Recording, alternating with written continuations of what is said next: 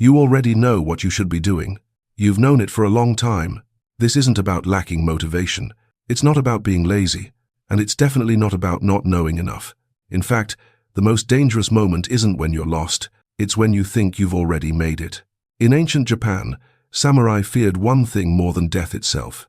Not defeat, not the enemy's blade. They feared the moment vigilance quietly slips away. And that's exactly where most people begin to fall. Udan is not a personality trait. It's not who you are. It's a state you fall into. That distinction matters. Because if you think this is about character, about being lazy, undisciplined, weak, you'll fight the wrong enemy, and you'll lose. The samurai understood this clearly. They didn't see udan as a flaw in bad warriors. They saw it as a condition that infected good ones. Udan wasn't the absence of effort. It was the slow decay that came after effort had already paid off. In feudal Japan, the most dangerous moment wasn't the first battle. It was the moment after you survived enough of them to feel safe. Because safety changes how you behave. When you're striving, vigilance is natural. You sharpen your blade. You rehearse every move. You assume you're not ready yet. But the moment you earn a title, a position, a sense of arrival, something subtle shifts. You stop acting like it's urgent. You stop treating practice like survival. You begin to think, I've earned this. That's when udan enters. And here's the mistake most people make. They think udan is laziness. It's not. If you were truly lazy, you wouldn't feel this tension inside you. You wouldn't feel guilt when the day ends. You wouldn't consume content like this, searching for something to snap you back into motion. What you're experiencing isn't laziness. It's avoidance. Avoidance happens when the next right action carries discomfort. Not physical pain. Psychological pain. The pain of possibly failing. The pain of being seen trying and not being good enough. The pain of discovering that the version of you you're proud of might not actually be solid. Your brain isn't broken. It's protective. It knows that taking action might hurt, so it offers you a deal instead. Think a little more. Plan a little longer. Prepare just a bit more. And you accept the deal, because it feels productive without being dangerous. That's modern udan. You stay busy. You stay informed. You stay almost ready. But you don't cross the line into action, the one place where discomfort lives. The samurai had a word for this long before psychology did. Udan. It was written with characters that implied oil slipping from a blade. Nothing dramatic, nothing loud, just a gradual loss of grip. That's why udan is so dangerous. It doesn't announce itself. It doesn't show up as chaos. It shows up as reasonable explanations. I'll train tomorrow. I deserve to rest. I've already proven myself. One day won't matter. And one day becomes a week. A week becomes a month. The blade doesn't break, it dulls. The samurai didn't fear udan because it made them weak. They feared it because it attacked when they were competent. Udan doesn't target beginners. It targets people who already know what to do. People like you. People who have already built something. Already climbed part of the mountain. Already tasted what it feels like to be capable. That's when vigilance slips. Not because you stop caring, but because you start protecting yourself from discomfort instead of moving through it. And here's the hardest part to accept. Udan doesn't feel like sabotage. It feels like self-care. It feels like patience. It feels like waiting for the right moment. It feels like being smart. That's why so many people stay stuck for years while telling themselves they're just taking a break. The samurai didn't confuse rest with negligence. They knew rest had a purpose to return sharper. But when rest became a way to avoid facing weakness, they knew udan had already won. So if you're listening to this and thinking, that's me, don't turn it into self-hatred. This isn't a character flaw. It's a state you've slipped into, and states can be exited, but only if you stop fighting yourself and start recognizing what's actually happening. You're not failing because you don't know enough. You're not stuck because you lack discipline. You're stuck because action right now feels uncomfortable, and udan is offering you comfort in exchange for delay. And that trade always costs more than it seems. At this point in the story, Tishi had made it. He wasn't guessing anymore. He wasn't hoping. He wasn't on the outside looking in. He had a title, a position, recognition from people who mattered. Others called him Samurai Tishi now, and that's exactly when things began to break. Not loudly, not all at once, quietly. In the first weeks after graduation, nothing looked wrong. Tishi still woke up early. He still showed up. He still trained.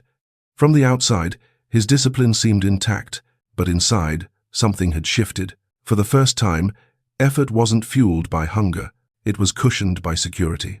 He had proven himself. He had survived the grind. He had earned the right to rest, and rest, at first, was harmless. One morning, he slept a little longer. One evening, he skipped extra practice. One day, he told himself, "I'll double it tomorrow." No alarms went off. No one corrected him. Nothing bad happened.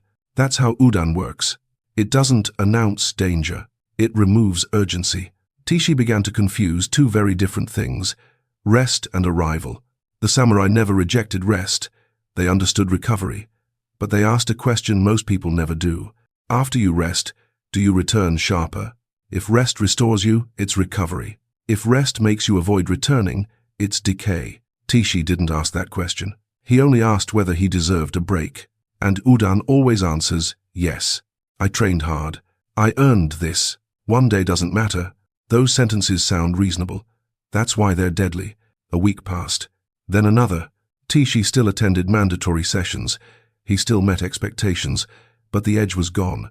The extra training disappeared. The quiet study of strategy faded. The relentless sharpening stopped. Nothing dramatic happened, which is why no one noticed. The blade doesn't shatter when udan enters. It dulls, and dullness feels safe. Here's the part most people miss. This isn't where people fail because they stop caring. They fail because caring starts to feel uncomfortable. When you're striving, discomfort is obvious and external. Your muscles burn. Your lungs ache. Your ego is challenged. But after you've achieved something, the discomfort changes. Now it's internal. Training again means facing the possibility that you're not as good as your title suggests. Studying harder means risking the discovery of blind spots. Pushing further means admitting that arrival was an illusion, so the mind protects itself. It says, not now. It says, you're fine. The wise of the reasoned. It says, tomorrow. And because nothing collapses immediately, the illusion holds. This is the most dangerous phase of progress. Not when you're behind, but when you're comfortable. Tishi still looked disciplined. He still wore the swords. He still carried himself like someone who belonged. But inside, vigilance was slipping slowly, invisibly. The samurai had a saying for this moment. When the blade feels sharp enough, that's when you sharpen it most. Because the moment you believe you've arrived is the moment you stop preparing for what's next. Tishi didn't fall because he rested. He fell because rest stopped having an end. There was no return point. No moment of recommitment. No line where rest ended and training resumed. Just a gradual easing into neglect. And this is where many people listening right now recognize themselves. Not in failure, but in comfort. You didn't quit. You didn't give up. You just loosened your grip. A skipped workout here. A delayed project there. A habit that became optional instead of non-negotiable. You told yourself it was balance. But balance without vigilance turns into drift. The samurai never asked, do I deserve rest? They asked, will this make me less alert? Because they understood something most people learn too late. You can't protect what you've built while avoiding the effort that built it. Rest that strengthens you has a boundary. Complacency doesn't. And udan lives in that difference. It whispers when life feels stable. It convinces you that sharpness is permanent. It tells you that today's ease won't affect tomorrow. Tishi believed that lie. And soon, the world would collect its payment, not because he was careless, but because he believed the danger had passed. That belief is where everything starts to unravel. 6 months after he earned his swords, Tishi was finally given a real mission, not a ceremony, not training in a safe courtyard, not a lecture in a quiet garden. A mission. A string of border villages had been hit by bandits' fast raids, stolen food, broken doors, terrified families. The local lord wanted it ended. 5 samurai were assigned. Tishi was the youngest among them. His role was simple: protect the right flank during an ambush. That's it. No heroics, no brilliant strategy, no improvisation. Just hold one side. It was the kind of task he had practiced so many times it should have been boring. He'd done it in drills. He'd done it in mock battles. He'd done it until his feet knew the terrain before his mind did. So when they marched into the forest and set the trap, Tishi felt calm. Too calm. The team positioned themselves in silence. Leaves barely moved. The air tasted like cold metal. They waited until the bandits entered the narrow path exactly where the samurai wanted them, and the ambush worked. At first, shouts, footsteps, steel flashing between trees, The bandits panicked and scattered. Tishi did what he was supposed to do. He watched his side, ready to intercept anyone who broke formation. Then it happened. 3 bandits split off from the main group, and they didn't run left. They didn't rush the center. They went straight for the right flank. His flank. For a moment, Tishi's mind didn't register it as danger. It registered it as inconvenience. A small shift in the plan. A minor adjustment. And that is what udan does to you. It makes real danger feel like a small task. Tishi moved, but his body didn't move like it used to. Not because he forgot everything. Not because he lacked skill. Because his edge was gone. 6 months of tomorrow had left rust in places he didn't know could rust. His first step was late. Not dramatically late. Not everyone can see it late. Just a fraction. But in combat, fractions become consequences. He engaged the first attacker and cut him down. The second came in hard. Wilder. Desperate Tishi blocked, countered, ended it. 2 threats handled. It should have been clean. But Tishi wasn't clean anymore. His breathing was wrong. His feet weren't anchored. His eyes were too slow to scan. And while he was finishing the second bandit, the third slipped past him. Not by overpowering him. By outpacing his awareness. Tishi turned. He saw the third bandit sprinting behind him, cutting through the trees like a shadow, and then he saw where that shadow was headed. Kenji. The senior samurai. The steady one. The man who didn't need to look over his shoulder because he trusted Tishi to protect that side. Kenji was engaged with 2 attackers in front of him. His guard was set for what he could see. He couldn't see the blade coming from the right. Tishi shouted. His voice tore through the forest. But the distance was wrong. His timing was wrong. And his body was still negotiating with hesitation it didn't know it had. The bandit reached Kenji. 1 strike. A sound that wasn't dramatic. Not like in stories. A short, wet impact. Kenji's body stiffened, then dropped. And for half a second, everything went quiet in Tishi's mind. Like the world had stopped to let him understand exactly what had just happened. Kenji screamed once. It wasn't a scream of pain. It was a scream of betrayal. Not betrayal from Tishi's heart, but betrayal from Tishi's laps.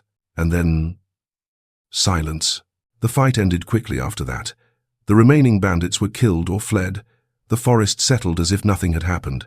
Birds returned. Leaves moved again. 5 bandits were dead, and 1 samurai was dead with them. Tishi stood there, staring at the space where Kenji had been standing moments before. His hands were shaking, not from exhaustion, from realization. Because this wasn't a motivational lesson anymore. This wasn't, I should get back on track. This was a price paid in a currency you can't refund. 1 small delay. 1 tiny crack in vigilance. 1 moment of rust. And someone else paid for it. That's what people don't understand about negligence. They think the cost is personal. They think the worst outcome is disappointment. Regret. A missed opportunity. But udan doesn't only steal your progress. It steals your reliability. It turns you into someone other people can't safely depend on. And that is the deepest shame. Not that you failed, but that you were trusted and you weren't ready. Tishi didn't cry on the battlefield. Samurai didn't do that. He didn't collapse. He didn't scream. He just stood there, breathing, staring, while Kenji's blood darkened the earth. And somewhere inside him, something snapped into focus. Not guilt, responsibility. Because now he knew the truth. Udan isn't a harmless habit. It's not a personality flaw. It's a silent drift that waits until you're needed. And then it reveals what you've become. And by the time it reveals itself, it's already too late. People often think failure comes from weakness, from lack of talent, from poor preparation, from not wanting it badly enough. But history keeps telling the same uncomfortable story. People don't fall apart when they are at their lowest. They fall apart when they start to feel safe. After Kenji's death, it would be easy to say Tishi failed because he stopped training. That's true, but it's not deep enough. Thousands of warriors trained less and never caused a death. What made this moment different wasn't the absence of effort, it was the presence of comfort. Tishi had crossed a threshold. He had a title, he had income, he had recognition, and the human brain treats that as arrival. Modern psychology calls this the arrival fallacy. The belief that once you reach a certain milestone, the struggle should ease, that you've earned the right to relax, that the danger has passed. But the samurai understood something long before psychologists gave it a name. The moment you feel safe is the moment your vigilance starts to decay. When you are climbing, Everything feels urgent. You're alert. You assume you're behind. You over-prepare. Every mistake feels expensive. But when you win, your nervous system shifts gears. It stops asking, what could go wrong? It starts asking, how can I conserve energy? That shift is automatic. It's biological. Your brain is wired to survive, not to excel forever. Once it senses stability, it looks for ways to reduce effort. It trims what feels non-essential. Extra training, extra checking, extra humility, and the first thing to go is vigilance. This is why victory has always been the most dangerous moment in warfare. After a battle is won, soldiers relax, guards loosen. Leaders stop expecting attack. History is filled with armies that were defeated not during combat, but after celebration. The same pattern repeats everywhere. Athletes peak, then get injured. Founders succeed, then sabotage their own companies. Students graduate, then drift for years. Not because they became stupid, because they became comfortable. Tishi didn't stop caring. He didn't decide to become careless. His behavior changed because his environment changed. The external pressure that kept him sharp disappeared. And without pressure, discipline became optional. That's the trap. When discipline becomes a choice instead of a necessity, udan takes over. The samurai had a saying, victory is the moment of greatest danger. Not because enemies appear, but because attention disappears. The blade doesn't break. It dulls. And dull blades don't announce themselves. They feel the same in your hand. They look fine at a glance. You only notice the difference when they fail to cut. That's what happened to Tishi. On paper, he was still a samurai. In routine, he was still showing up. But internally, something had shifted. He no longer trained as if lives depended on it. And in battle, they did. This is the part people struggle to accept. Udan doesn't punish you immediately. It waits. It waits until responsibility returns, until someone relies on you, until the cost of failure becomes real again. That's why it's so dangerous. You can live months, even years, thinking nothing is wrong. You meet deadlines. You perform well enough. No alarms go off. No one intervenes, until one moment exposes everything. And by then, you're not paying with inconvenience. You're paying with trust. The reason capable people self-destruct after success isn't arrogance. It's miscalibration. Their inner sense of danger no longer matches reality. Tishi still believed the world was forgiving. Combat wasn't. And your world may not be either. This is why the question isn't, am I talented enough? Or do I want it badly enough? The real question is far more uncomfortable. Have you allowed success to convince you that vigilance is optional? Because the moment you confuse achievement with safety, you enter the most fragile phase of your journey. Not the beginning, not the struggle, but the quiet space after you think you've made it. That's where udan waits, and that's where the strongest people fall. Not because they were weak, but because they forgot that the climb never truly ends. Up to this point, everything sounds heavy. Negligence, decay, failure after success. And if the story stopped here, it would be nothing more than a warning, a reminder of how easy it is to fall apart. But the samurai didn't survive for centuries by only naming the enemy. They survived because they developed an antidote. Master Yamada didn't explain udan to punish Tishi. He explained it to show him the way back. Because there is something that cuts through negligence, something that doesn't rely on motivation, emotion, or inspiration. They called it ketudan. Most people hear the word decision and think of motivation. A surge of willpower, a moment where you feel ready. Ketudan is the opposite of that. Ketudan is not a feeling. It's not a promise. It's not a plan. It's a reflex. The word itself comes from two ideas, to cut and to conclude. To cut off hesitation, to end the space between knowing and doing. For a samurai, hesitation was lethal. In battle, there was no room for internal debate. No time for what if. No luxury of waiting until you felt confident. Between thought and action, there was only death. That's why ketudan wasn't taught as philosophy. It was trained as instinct. When a blade came toward you, you didn't pause to evaluate. You moved, not because you were calm, not because you were fearless, but because there was no negotiation. This is where most people misunderstand change. They think they need to feel different before they act. More confident, more motivated, more prepared. Ketudan flips that entirely. You don't act because you feel ready. You act to prevent your mind from talking you out of it. Udan thrives on negotiation. I'll start tomorrow. I need a better plan. I should rest today. Unquote. I'll do it when I'm in the right headspace. Ketudan kills all of that by moving first. When Master Yamada stopped Tishi mid-sentence, that was the lesson. Tishi said, I need to, and the master cut him off, because I need to is where udan lives. It's the doorway to delay. Ketudan doesn't let the sentence finish. It doesn't ask how long. It doesn't ask how hard. It doesn't ask if it will work. It asks one question. What is the next physical action? Not the whole solution. Not the perfect response. The next step that cannot be argued with. For Tishi, it wasn't a grand declaration of redemption. It wasn't a speech about discipline. It wasn't a vow to never fail again. It was movement, standing up, picking up the blade, returning to training before his mind could escape. Ketudan isn't dramatic.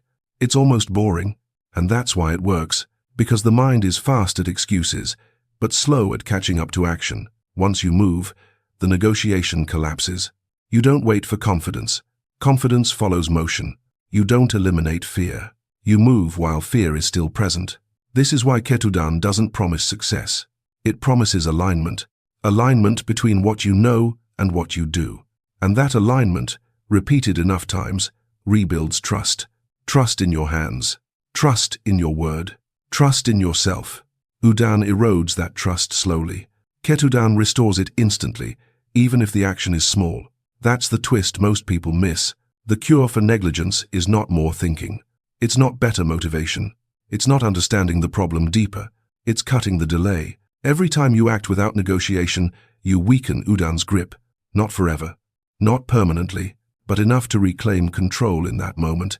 And moments are where lives are decided. Ketudan is not heroic. It doesn't look impressive. It doesn't feel inspiring. It feels abrupt, uncomfortable, immediate.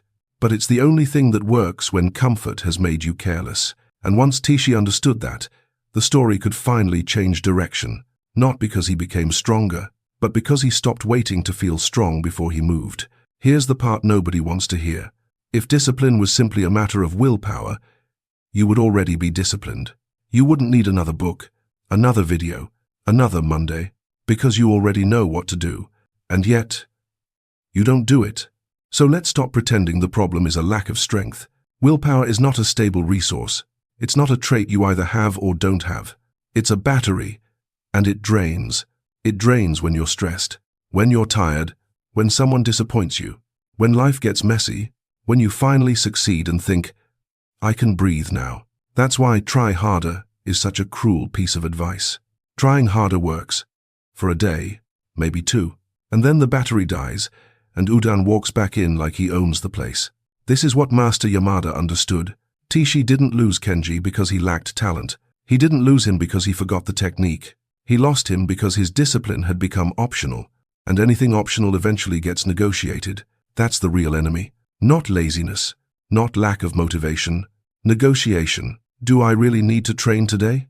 Can't I do it later? I had a long week, and I've earned a break. I'll start again when I feel like myself. The moment discipline becomes a daily debate, you've already lost, because you're not fighting the task. You're fighting your own mind, and your mind is built to conserve energy. So the samurai didn't build discipline on emotion. They built it on design, structure, environment, obligation. They didn't rely on feeling ready.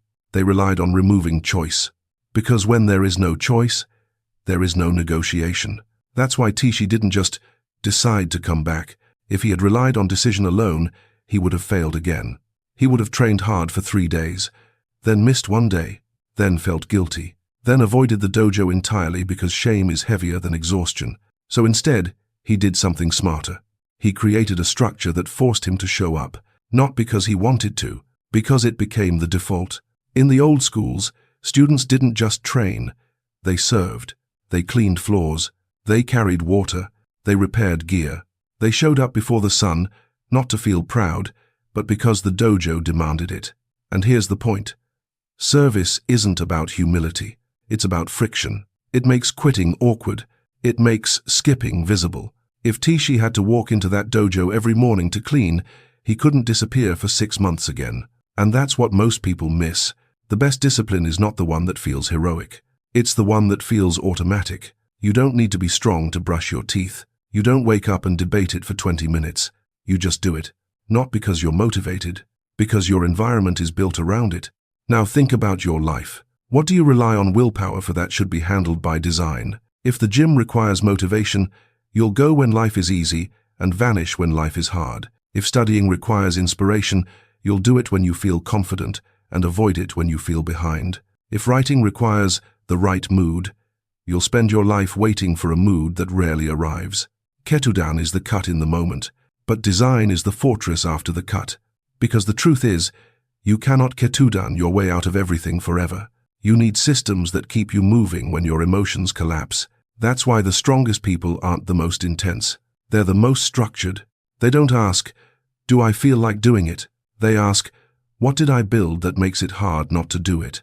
A fixed time, a public commitment, a person who depends on you, a place you show up to no matter what, a ritual that starts small but happens every day. When discipline becomes design, it stops being a fight. And when it stops being a fight, udan loses its favorite weapon. Because udan can't whisper to a system, it can only whisper to a choice. Ketudan sounds dramatic when you first hear it, like a single, heroic decision. A blade drawn in one clean motion. A man who changes overnight. But that's not what happened to Tishi. Because after the garden, after the lecture, after the shame, Tishi didn't walk back into the dojo as a new person. He walked back in as the same person, just heavier. He still remembered Kenji's scream. He still felt the eyes of the other samurai on him. Not angry, just quiet. And quiet judgment is the worst kind, isn't it? The kind that doesn't insult you. It simply reflects you. Tishi's hands didn't stop shaking because Master Yamada explained a concept. His guilt didn't disappear because he understood the psychology of victory. Understanding doesn't heal you. Action does. But here's the truth. The comeback almost never looks like a comeback. It doesn't come with music. It comes with small, embarrassing steps that nobody claps for. The next morning, Tishi woke up before sunrise. Not because he felt strong, not because he felt inspired, but because he had removed the question. He didn't ask, "Should I train today?" He didn't ask, "Am I ready to face them?" He didn't ask, "What if I fail again?" He simply stood up, and then he did the smallest thing possible. He showed up. At the dojo gates, the air was cold. The world was still asleep. Inside, the floorboards creaked like they remembered everything. Tishi stepped in, and for a moment, he wanted to turn around. Because this is the real battlefield. Not the forest, not the bandits. It's walking back into the place where you disappointed yourself. And he did what most people don't do. He stayed, not to prove he was strong, but to prove he could return. Master Yamada didn't praise him. He didn't offer comfort. He simply pointed to a bucket and a cloth. Clean. That was the design. That was the structure. Tishi got on his knees and scrubbed the floor where students had trained for decades. Not as punishment, as a ritual. A daily reminder that discipline isn't something you feel. It's something you practice. And day after day, he repeated the same unglamorous steps. Wake up. Show up. Clean. Train. Clean again. Leave. No speeches. No breakthroughs. Just repetition. And that repetition did something subtle. It rebuilt trust. Because trust isn't rebuilt by promises. It's rebuilt by evidence. When you've disappointed yourself for months, you stop believing your own words. You can say, "I'm changing." You can say, "I'm serious this time." But your brain doesn't care. Your brain has heard that speech before. What it needs is proof. And proof is boring. Proof is a calendar with a chain of days that you didn't break. Proof is you doing the thing when nobody is watching. Proof is you showing up on a day you don't feel like it and realizing you didn't die. Tishi wasn't perfect. Some mornings he was slower. Some days the guilt hit harder. Some nights he lay awake replaying the moment he failed. But he stopped negotiating. And that's the difference.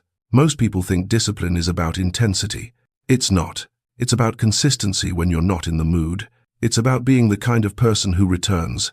Because the real tragedy of udan isn't that you fall off. Everyone falls off. The tragedy is when you start believing you're the kind of person who doesn't come back. That's the lie udan whispers after failure. You've ruined it. You've proven what you are. Stay down. Tishi didn't silence that voice with confidence. He silenced it with repetition. And slowly something changed. His movements sharpened. His breath steadied. His eyes became clear again. not because he became a different man overnight, but because, one quiet morning at a time, he became reliable to himself again. And that is what a real comeback looks like. Not loud, not heroic, just undeniable. There's a moment after every awakening that no one talks about. It's the most dangerous one, not before you understand, but after. Because once you see the pattern, once you recognize udan, once you feel that quiet resolve rise in your chest, your mind immediately jumps ahead. I'll fix everything. I'll become disciplined. I'll change my life. And that's where most people fail again. Not because they're weak, but because they aim too high, too fast. They mistake clarity for capacity. Tishi almost did the same.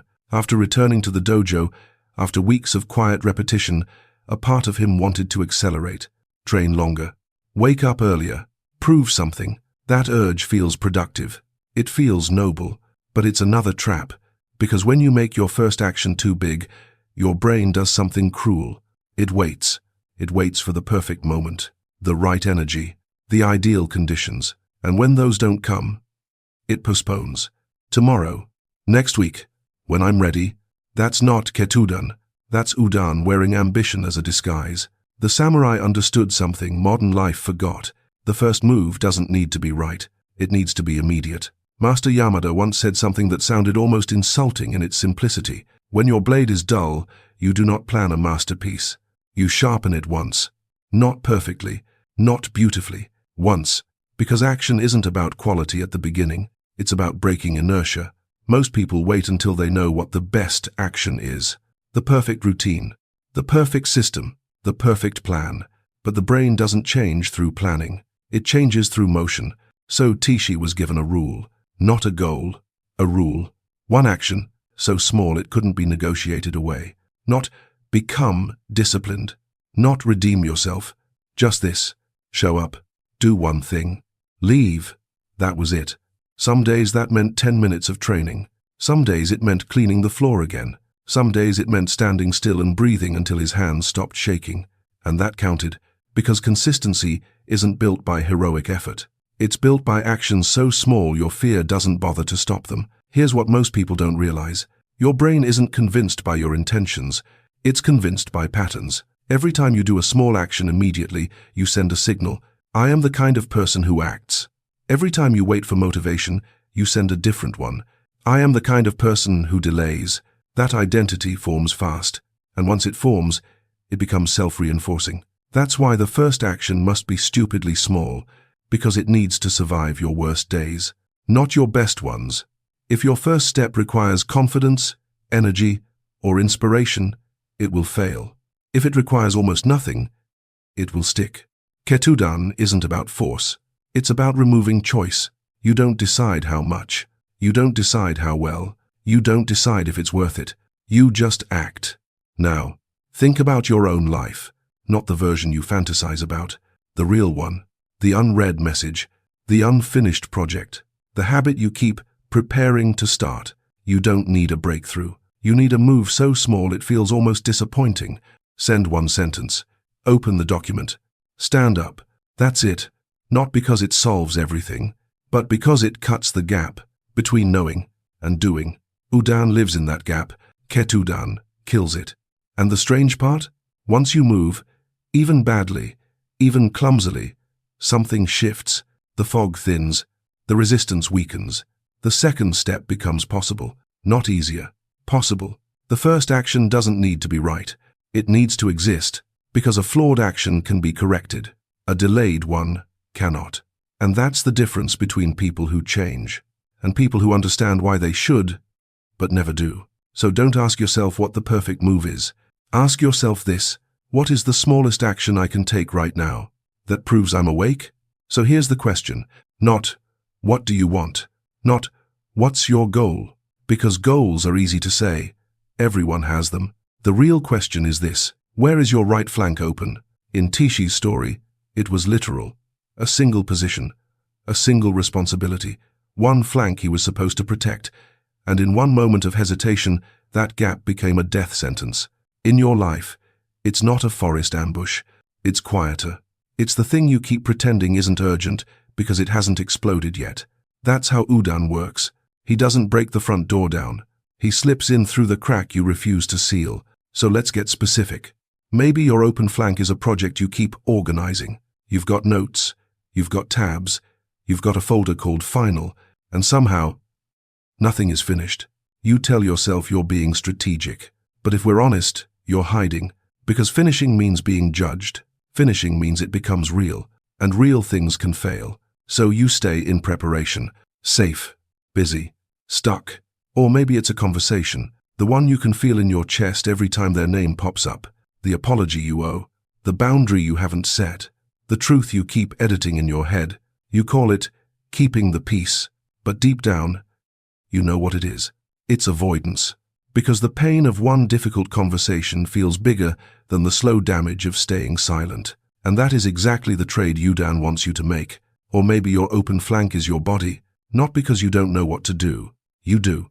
Drink water. Move. Sleep. Stop eating like you're punishing yourself. But somehow, every day, you negotiate with yourself like you're in a courtroom. I'll start Monday. I'll make up for it tomorrow. I've been stressed. I deserve this.